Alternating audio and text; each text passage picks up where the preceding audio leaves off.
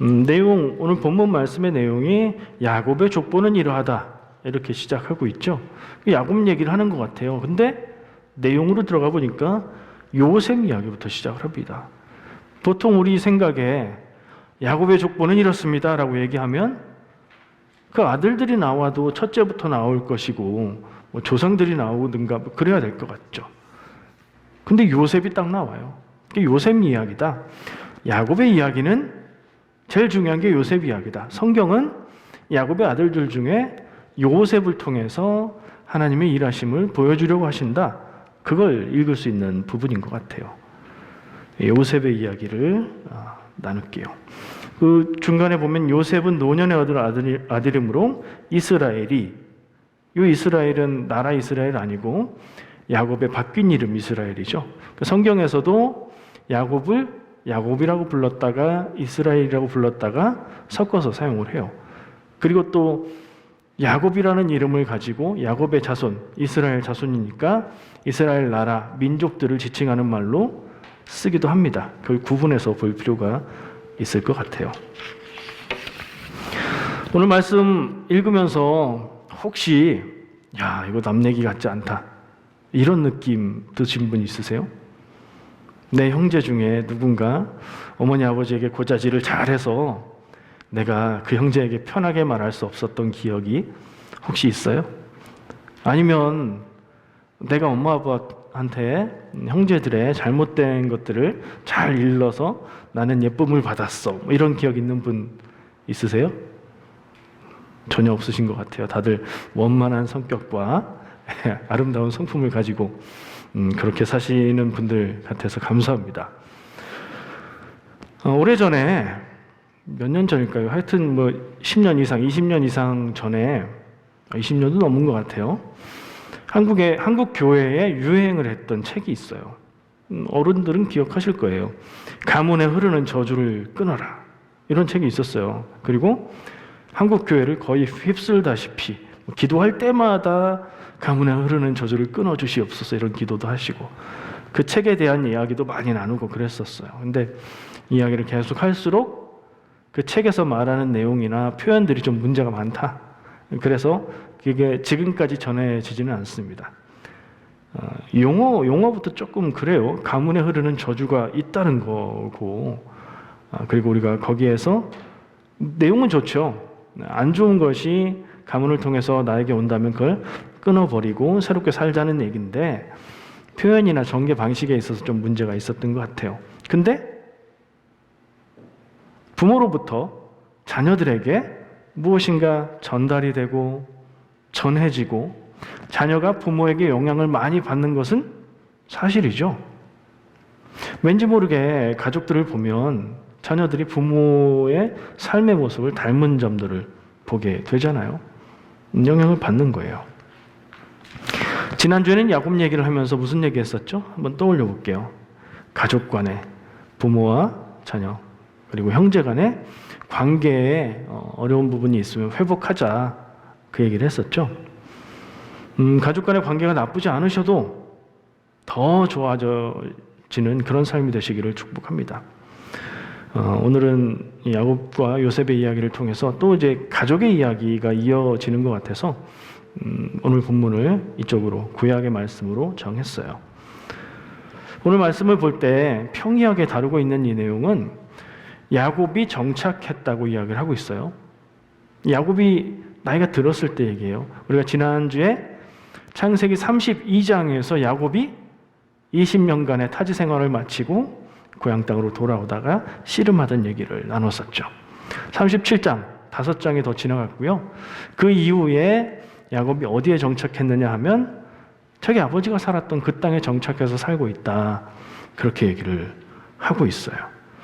아들이 12이 있었어요. 우리가 다 아는 아들이에요. 이름을 꼽아봐도 꼽을 수 있겠지만 혹시 빠질 수도 있으니까 꼽아보진 않겠는데 성경에서도 요셉 얘기를 하니까 아들은 12명이 있고 그 중에 요셉이 주연급인 것 같아요. 형제들 사이에 문제가 있었어요. 오늘 읽은 그대로예요. 요셉이 형제들 사이에 미움을 받았어요. 왜 그랬나 보니까 아버지에게 형제들의 잘못한 것을 고자질했어요. 그리고도 자기가 잘하는 줄 알고 있었던 것 같아요. 나이가 몇 살인데요? 17살이라고 여기 나와 있죠. 기억해 두세요. 이 숫자. 나이가 17살 때 이런 일들이 일어나면서 어디까지 일들이 진행이 돼요? 형들이 그를 죽이겠다 하다가 결국에는 상인들에게 팔아버리고 이집트로 노예로 팔려가는 때가 몇 살 때? 17살 때. 자, 지금은 나이가 17살 먹은 이 요셉이 정말 철없이 구는 그런 모습을 볼 수 있어요. 근데 그게 어떻게 그럴 수 있었죠? 오늘 본문에서 근거가 다 나와요. 아버지가 그를 편애했기 때문이에요. 그 이유는 노년에 얻은 아들이었으므로. 이해가 되긴 돼요. 그리고 그 요셉에게만 채색 옷을 지어 입혔다. 우리가 성경 얘기할 때 채색 옷이라는 표현을 색깔이 예쁘고 알록달록한 옷이라고 그렇게들 이미지를 그리는데 번역 때문에 그렇고요. 하여튼 좋고 비싼 옷이라는 얘기예요. 그리고 한 번 줬다는 얘기가 아니라 옷이 떨어지지 않도록 좀 낡아지면 새로 해주고 그랬단 얘기예요. 그러니까 유독 유별난 편애를 받고 사는 아들이었기에 17살 되도록 그렇게 철없이 살고 있었던 거예요.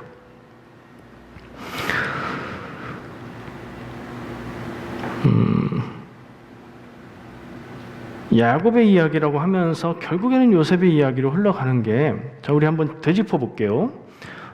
이 요셉의 아버지는 야곱, 이 둘의 관계가 여기 나왔죠. 그러면 야곱의 아버지는 누구였어요? 이삭이었죠. 이삭은 누구의 아들이에요? 100세 돼서 낳은 아버지? 아브라함이죠. 아브라함은 어떻게 성경에 등장했어요?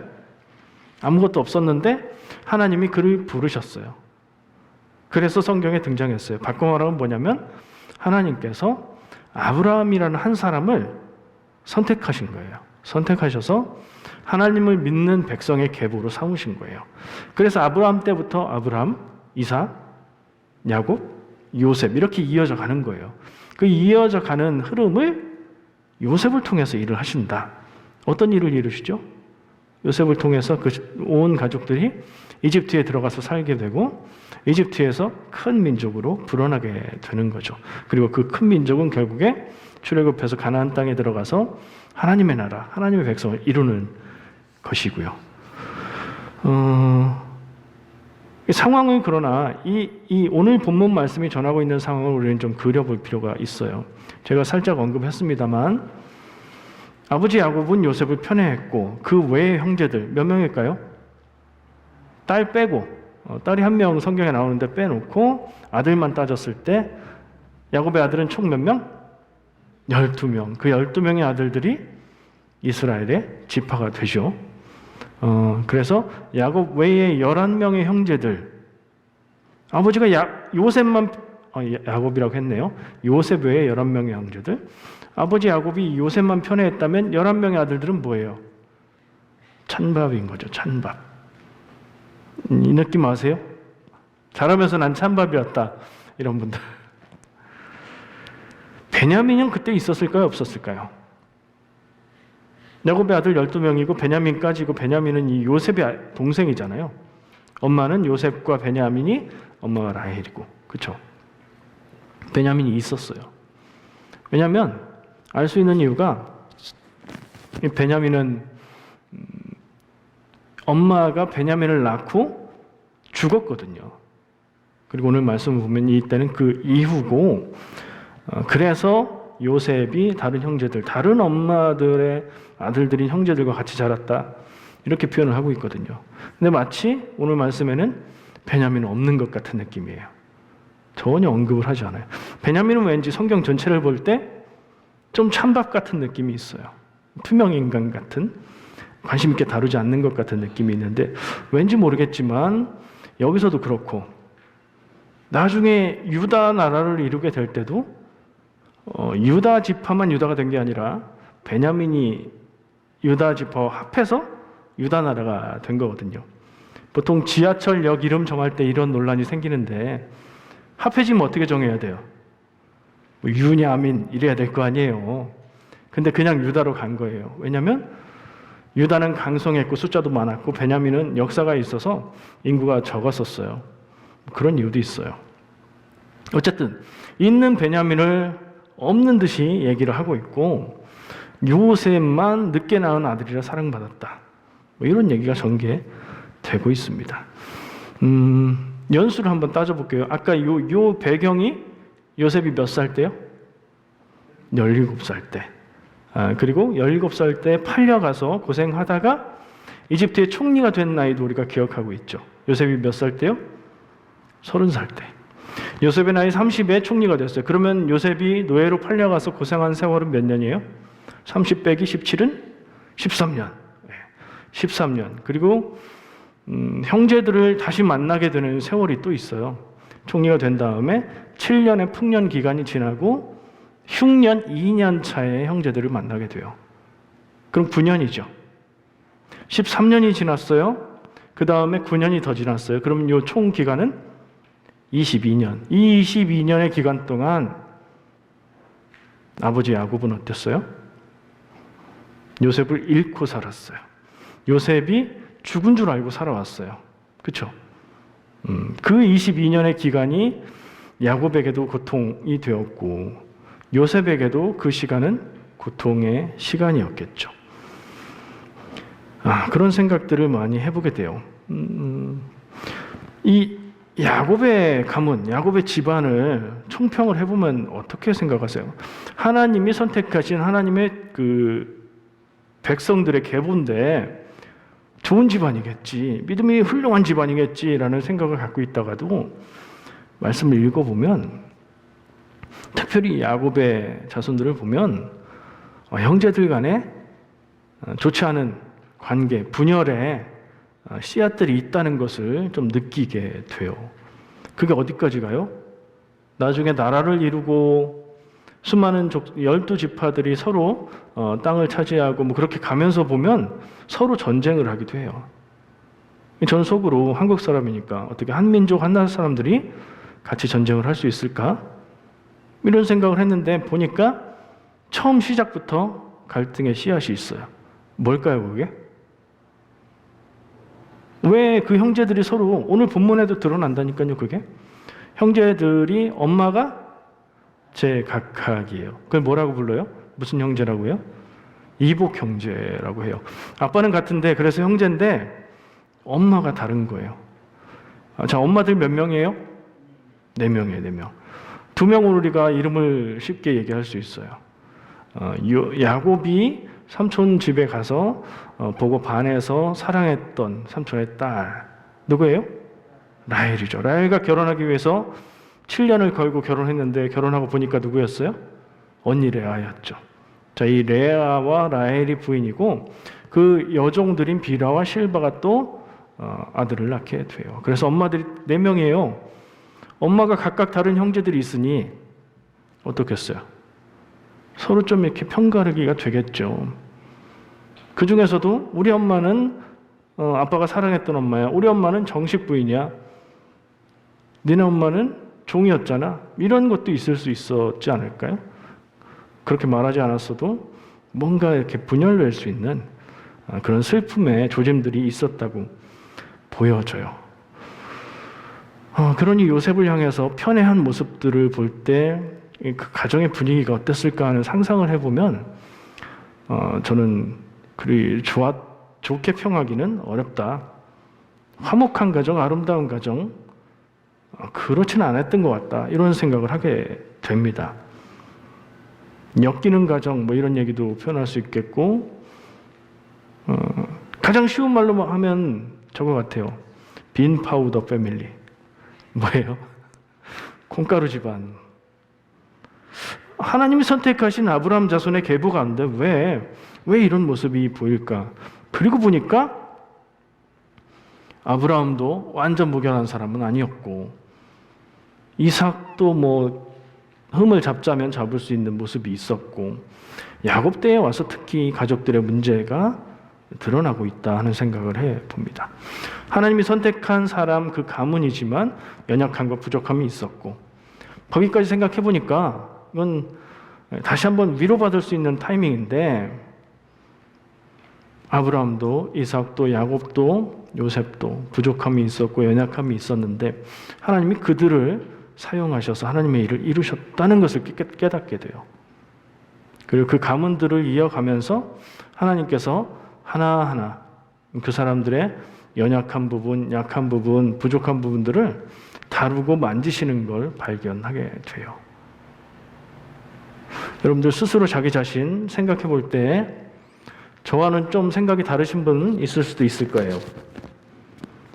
나는 참 괜찮다. 이렇게 생각하실 수도 있어요. 나 정도만 살라고 그래. 뭐 이런 자부심이 있을 수도 있어요. 근데 그러다가도 어떤 땐가 보면 야, 난 정말 형편없구나. 믿음이 훌륭하지 못할 뿐 아니라 내가 욕하고 내가 형편없다고 말하던 사람들보다 내가 못하다는 것을 깨닫게 될 때가 있어요.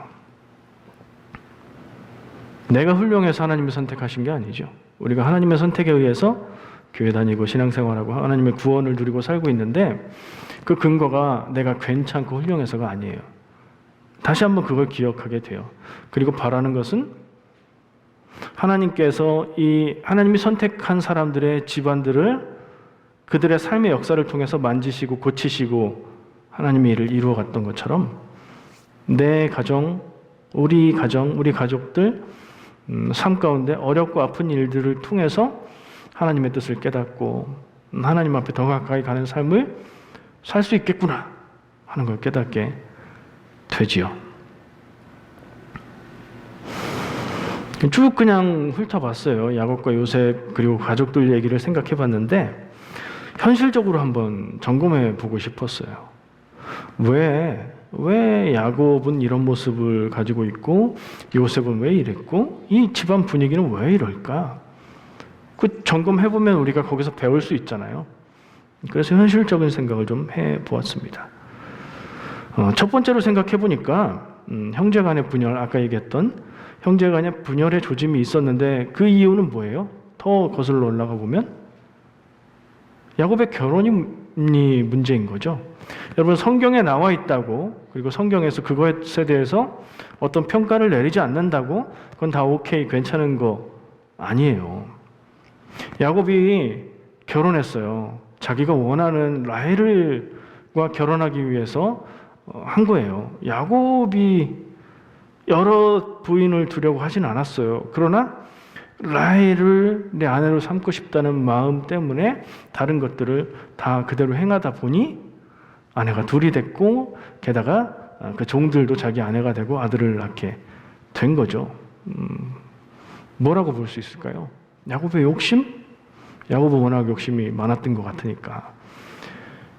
나쁘다고는 할 수 없지만 야곱의 욕심에서 그런 결과들이 쭉 생겨났다고 보여지더라고요.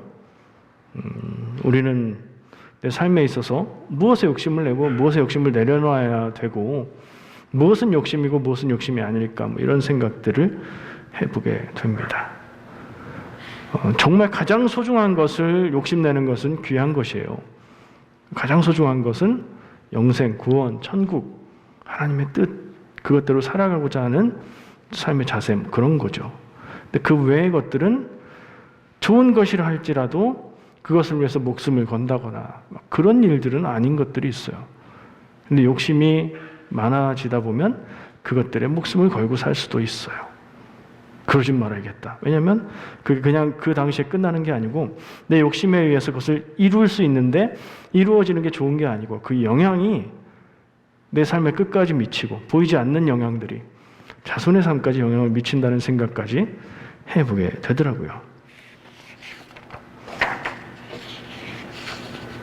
두 번째 생각할 수 있는 건 이건 정말 명확하게 문제가 있는 건데 뭘 것 같아요? 또 야곱이 문제예요. 야곱의 편애. 그것도 거의 연결이 돼요. 근데 결론을 보면 따르니까 야곱이 아들들을 사랑했겠지만 그 중에 유독 한 아들만을 더 귀하게 여기고 사랑했어요. 그게 요셉이었고요. 성경이 밝히고 있는 그 이유는 늙음하게 노년에 얻은 아들이므로 그랬다라고 얘기를 하죠. 그러면 요셉이 막내였나 생각해보면 그렇지도 않은 거예요. 아까 얘기했잖아요. 베냐민이 막내가 있었어요. 베냐민을 낳고 엄마가 돌아가셨으니까. 그러면 막내가 아닌데 끄트머리에 있는 아들인데 요셉만을 그렇게 더 특별히 귀하게 여겼던 이유가 있었겠죠. 핑계 없는 무덤이 없으니까. 이유는 있어요. 뭐일 것 같아요? 여러분들 자녀들 낳아서 키워오셨잖아요. 특별히 마음이 이렇게 더 땡겨지는 자녀가 있으십니까? 10손가락 깨물어 안 아픈 손가락은 없지만 좀 더 아픈 손가락 있을지도 모르잖아요. 상상해 봤어요. 야곱이 아들들을 볼 때에 아들들이 자라나는 모습을 볼 거 아니에요. 혹시 그런 부분이 좀 있거든요. 저 아들이 나를 제일 많이 닮았네. 쟤는 꼭 하는 게 나같네. 어렸을 때 돌사진 비교해 보니까 나랑 똑같네. 이런 거 있죠. 엄마들은 모르겠어요. 근데 제 마음은 그런 부분이 있더라고요. 혹시 야곱이 요셉을 볼 때 꼭 자기 같아서 더 마음을 쓴 건 아닐까. 근데 실제로 보니까 성경 말씀이 전하고 있는 내용이 야곱 같은 짓들을 해요. 형들의 잘못을 막 일러요, 아버지한테. 그러면 형들의 미움은 받겠지만 집안에서 최고 권력자인 아버지의 귀함을 독차지할 수 있겠죠. 그런 모습을 봐요. 그렇다고 해서 딱 그렇다라고 말할 수는 없겠죠. 그 엄마 라헬이 원인일 수도 있어요. 왜냐하면 라헬은 그 4명의 아내들 중에 자기가 정말로 원하고 사랑했던 아내였는데 애를 못 낳았어요. 계속 애를 낳지를 못했어요. 하나님이 주지 않으셨어요. 언니가 낳고 라헬이 샘을 내서 종을 주었더니 그 종에게서 낳고 또 언니의 종에게서 낳고 이렇게 했었지. 라헬의 자녀들 요셉, 베냐민은 나중에 주셨거든요. 그러다 보니까 얼마나 귀했을까요? 야곱의 마음에 내가 정말로 사랑하고 정말로 아기를 낳지 못해서 안타깝고 마음 아프고 그렇게 살았는데 드디어 낳은 둘 중에 첫 번째 아들 요셉. 그런 생각이 있지 않았을까 하는 짐작을 해봐요. 이해는 돼요. 이해는 되는데 여러분들 부모가 자녀들에게 할 수 있는 나쁜 일이 있어요. 정말 나쁜 일이에요. 첫 번째는 학대예요. 학대. 요즘에 뉴스에서 많이 보죠. 일일이 언급하지 않을게요. 부모가 자녀에게 폭력을 가하고 죽게 만들고 이런 학대는 정말 직접적으로 나쁜 거예요. 근데 두 번째가 있다면 편애가 아닌가 생각을 해요. 왜냐면요.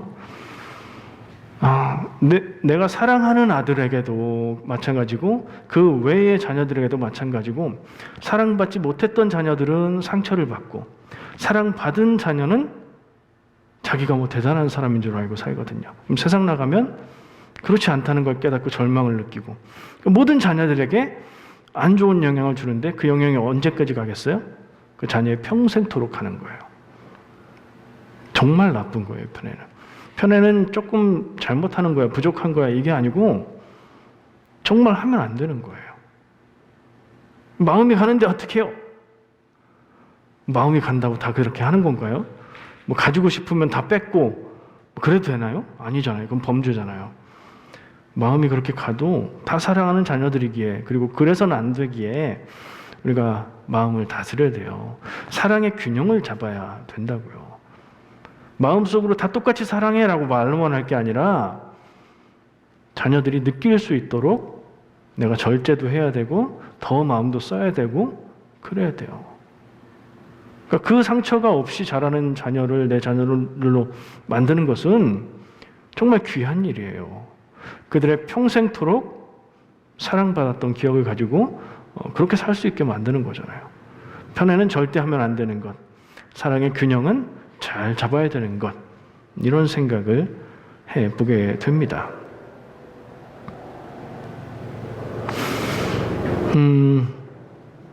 야곱의 불행. 제가 오늘 말씀의 제목을 대를 이은 불행이라고 생각했어요. 성경 말씀을 나누면서 이렇게 좀 느낌이 그런 말을 제목으로 삼았네요.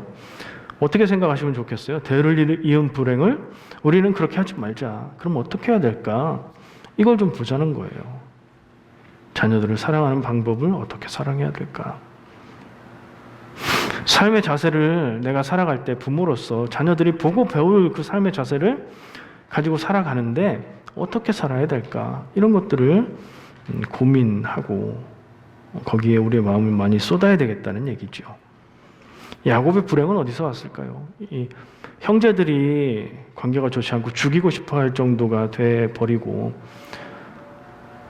야곱의 욕심에서 온 것 아닌가 생각해요. 아까 얘기했던 여러 가지들 무리하게 원하는 것을 갖고자 했던 마음에 그게 평생토록 그의 삶에 어려움을 주지 않았나 그런 생각을 합니다. 사람은 성품을 타고납니다.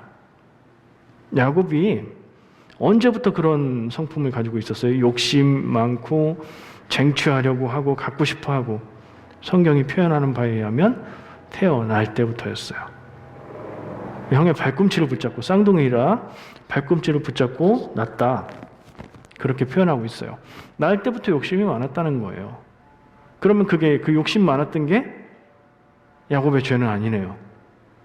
그렇죠? 태어난 걸 어떻게 해요? 그렇게 가지고 태어난 걸 어떻게 해요? 여러분들도 그런 고민하시죠? 내 성품, 나의 환경, 나의 유전적인 어떤 것을 놓고 막 고민하다가 결론은 어쩔 수 없는 거예요. 그렇게 태어났어요. 성품은 주어지는 거예요. 욕심 많은 사람으로 태어났어요. 착한 사람으로 태어났어요. 그냥 그런 거예요. 근데 그렇게 타고났다고 해서 욕심 많은 사람은 다 불행해지지 않고요. 착하게 태어났다고 해서 다 훌륭한 인격자가 되지 않아요. 무슨 얘기예요? 그 삶의 열매들, 삶의 모습들은 자기의 책임이라는 거예요. 가지고 태어나는 성품은 하나님이 주신 것이라면 어떤 인생을 살아갈지는 그 성품을 가지고 어떻게 살아갈지는 자기의 선택과 책임이라는 거예요. 그래서 성품에는 좋고 나쁜 성품이 없어요. 욕심 많은 거 안 좋아 보이지만 그것을 잘 키우고 잘 성장시키고 잘 성숙시키면 많은 것을 성취할 수 있는 사람이 될 수 있어요. 착하게 태어난 사람? 좋은 것 같죠. 근데 선택이 안 좋아지고 인생이 안 좋게 흘러가면요. 아무것도 이루지 못하는 사람, 남에게 이용만 당하는 사람이 될 수 있어요.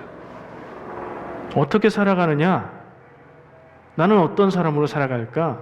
이거는 본인의 선택과 노력에 달린 거예요. 근데 야곱은 어땠나 보면 그런 성품을 타고났고 그래서 살아가는 삶이 힘들고 어려웠는데 지난주에 보았던 그 씨름하는 장면 그 뒤로는 달라지는 인생을 사는 것을 깨닫게 돼요.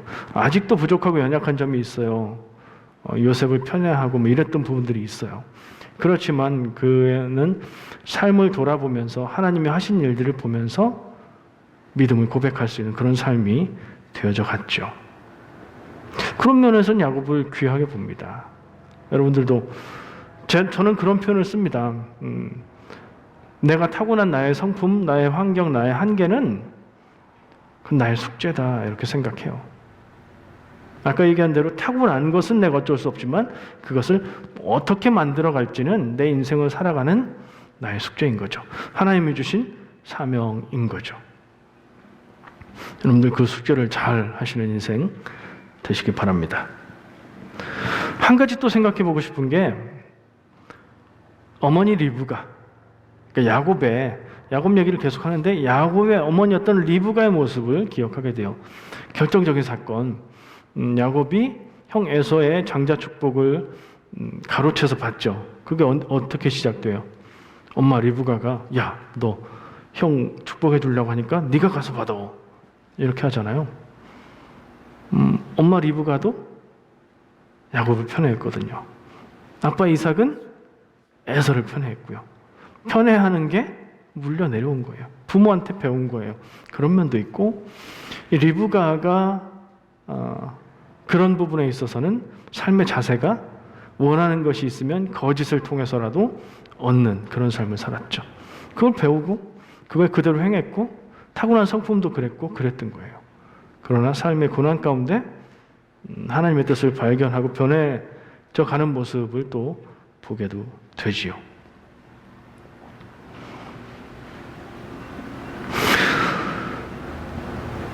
우리는 성경에 나오는 인물들의 삶의 모습에서 성경에 나왔기에 다 하나님의 뜻이고 성경에서 뭐라고 하지 않으니까 다 잘한 거다 라고 생각할 게 아니라 그들의 삶을 내 옆에서 살고 있는 혹은 나의 모습에 비추어서 사람이 살아가는 자세에 대한 모습으로 바라볼 줄 알아야 돼요.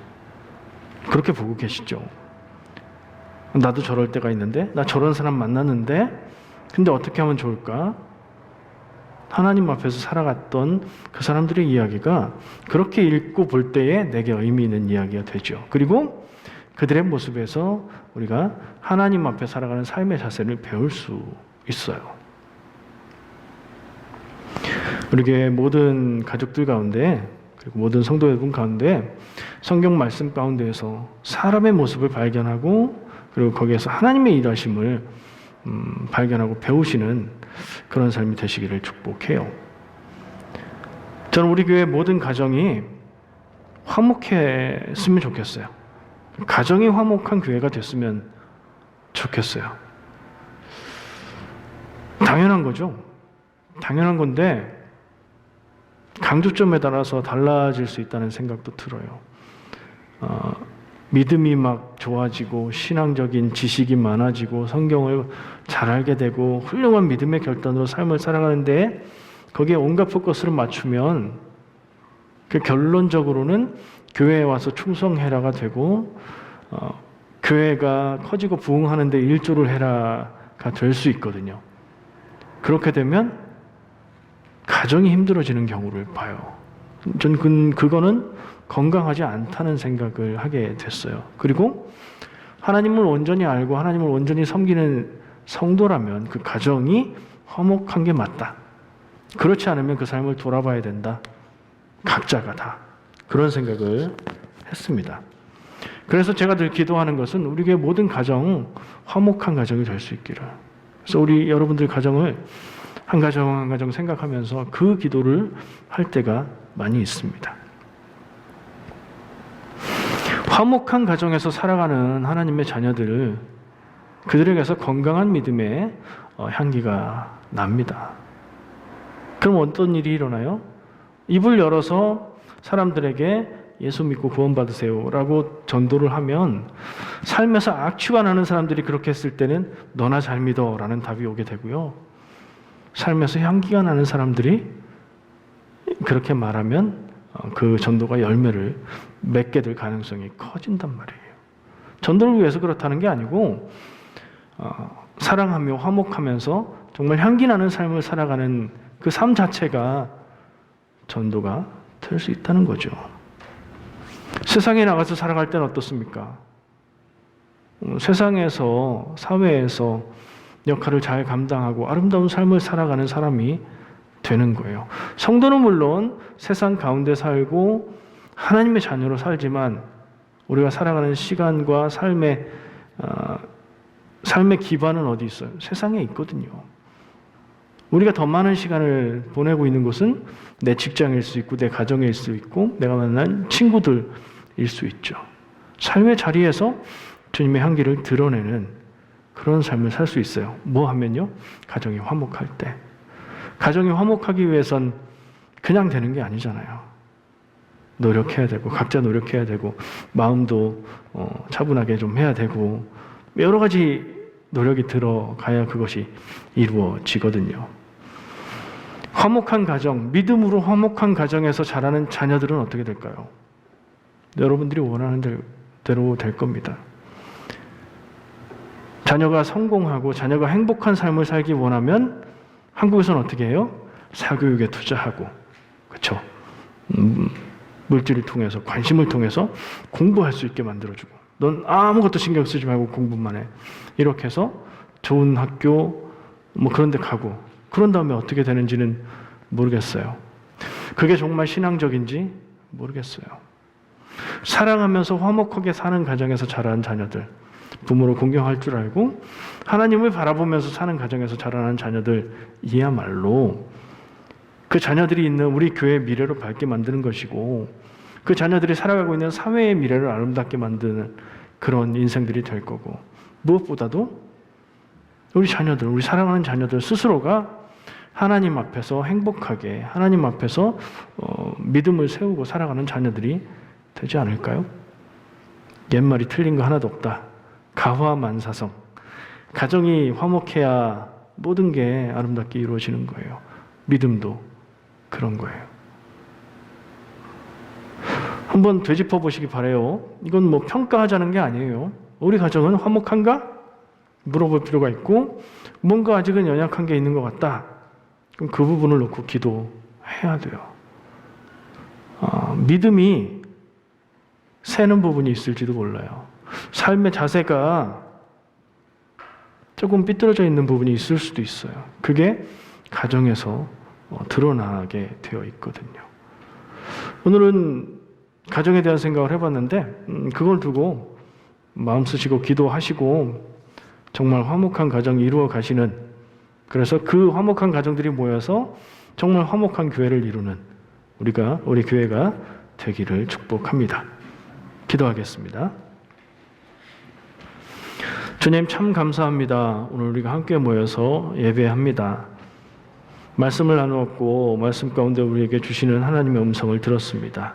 주여, 우리가 내 마음에 감동이 오고 깨닫게 하신 그 일을 따라서 순종하며 살 수 있도록 붙드시고 인도하여 주시옵소서.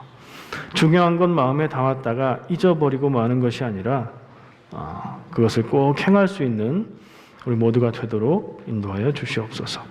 자녀를 사랑하되 하나님의 사랑과 하나님의 말씀으로 훈계하고 양육할 수 있는 참 지혜 있고 사랑 많은 부모가 다 되게 인도하여 주시옵소서. 우리 자녀들을 위해서 기도할 때에 하나님, 우리 자녀들이 우리 가정을 아름답게 세우고 그들의 삶이 행복하고 믿음 위에 서고 하나님께 영광 돌리는 삶이 되어지도록 인도하여 주시옵소서. 예수님의 이름으로 기도합니다. 아멘.